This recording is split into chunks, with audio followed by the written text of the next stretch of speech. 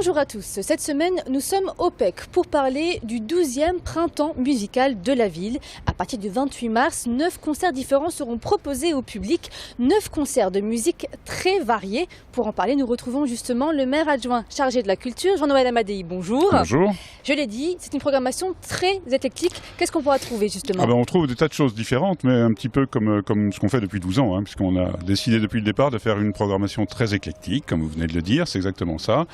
On a une semaine, un week-end qui est plus relativement consacré au classique, et un week-end plus orienté jazz, jazz musique actuelle, on va dire. Et on essaie de trouver des musiciens qui vont bien ensemble, qui permettent de faire des soirées qui se suivent, ne se ressemblent pas, mais soient assez faciles à marier quand même. Voilà, c'est un équilibrage tordu. Et puis avec aussi des contraintes budgétaires très fortes, parce qu'on n'est pas riche, on n'est qu'une ville. Est-ce qu'il y a justement des changements qui ont été faits à cause du budget ou vous avez réussi à tenir une constance? Non, cette année on est constant. Il y a quelques années on a effectivement réduit un petit peu l'envergure du festival, mais là cette année non, on est constant, on est même sur une toute petite hausse, mais enfin on est sur une tendance correcte là, à l'heure actuelle. C'est la 12e édition, est-ce qu'il y a des nouveautés cette année?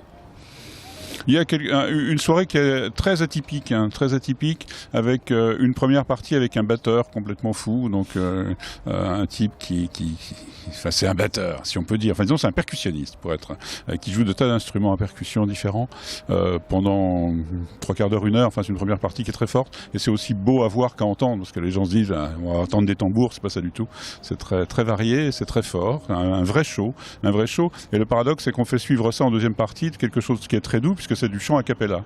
Donc on bascule du boom boom, on va dire, pour caricaturer, à quelque chose qui est beaucoup plus soft. Et puis en fait notre grand objectif depuis le départ, c'est d'ouvrir les oreilles des gens, c'est-à-dire d'amener des artistes qui n'ont pas l'habitude d'entendre, de les inciter à venir, et tout est fait pour inciter les gens à venir. C'est-à-dire qu'on a une tarification très avantageuse, puisque on a un pass à 70 € pour l'ensemble des concerts, donc pour 10 concerts pour 70 €.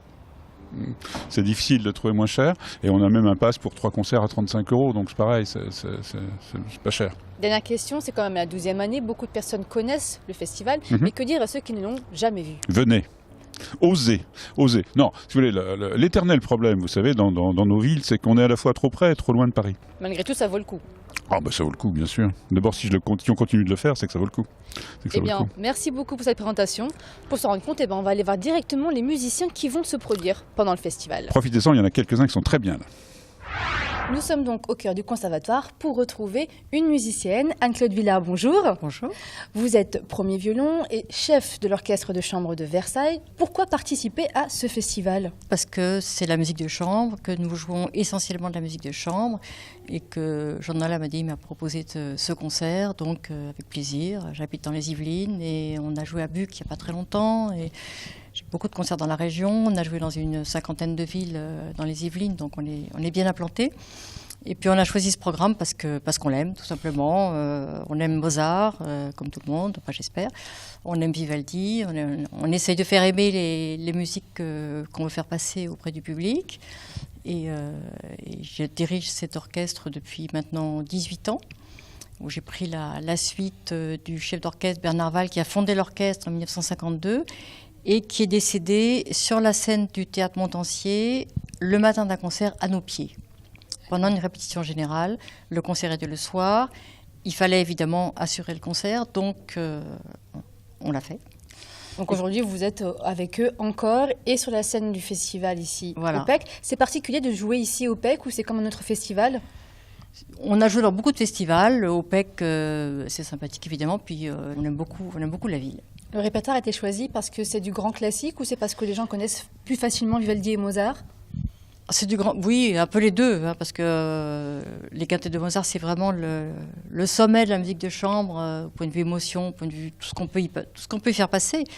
Et puis on est heureux de jouer Vivaldi parce que c'est la musique assez enlevée, gaie, mais qui peut être aussi intérieure. On va commencer par une sonate qui s'appelle la sonate au Saint-Sépulcre de Vivaldi, et ensuite on va jouer un concerto. Bon, pour petit effectif, parce qu'on n'est que 5, donc c'est un concerto en mi mineur qui a pas de numéro, en tout cas je ne me souviens plus.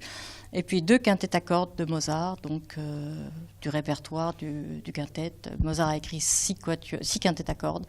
Et on en joue 2 qui sont des œuvres assez imposantes qui durent entre 35 et 40 minutes chacune. Et pour vous voir, ce sera le 29 mars pour le festival. D'autres musiciens seront présents aussi. Et là, avec une petite note un peu plus originale, hormis le classique, on va les rencontrer. Nous retrouvons donc Émilien Verret. Bonjour. Bonjour. Vous êtes professeur de clarinette et aussi membre du projet Solstice. Et c'est dans ce cadre-là que vous participerez au festival avec le projet Solstice. C'est quoi déjà ? Le projet Solstice, donc c'est un trio composé d'un guitariste, d'un contrebassiste et moi-même à la clarinette. Donc notre répertoire vient du jazz manouche, donc nous jouons beaucoup de compositions de Django Reinhardt, mais pas uniquement. Nous jouons aussi des compositions du guitariste Adrien Rémy.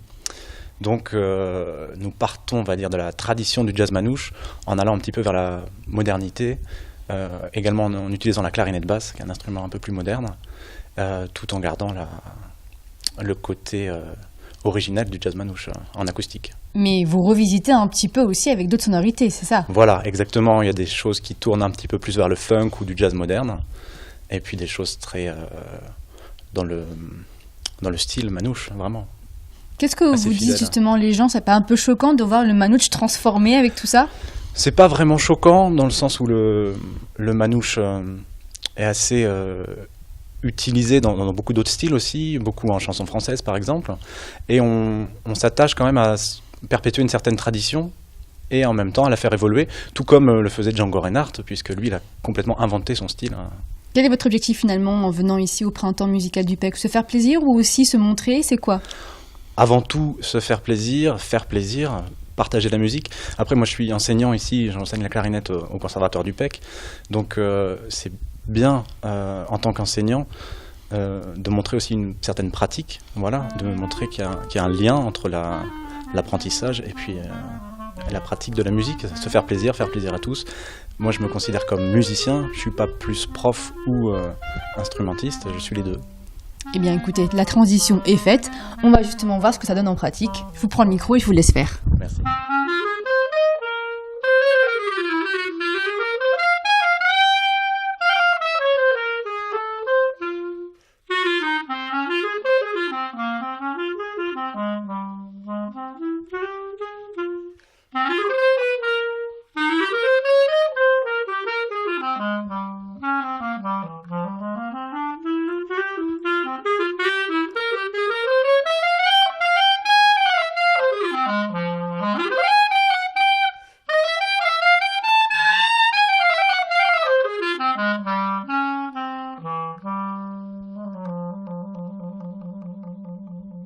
Merci beaucoup pour cette présentation et cette démonstration.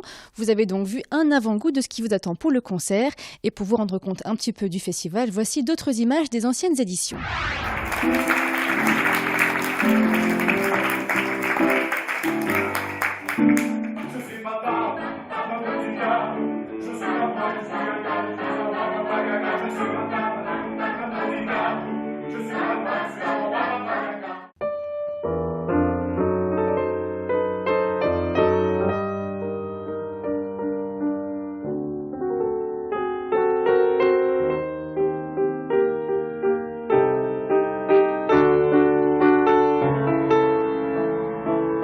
Sur ces images, la chronique culture arrive à sa fin. Merci de nous avoir suivis. Restez avec nous. Voici la suite de Grand Angle avec le journal.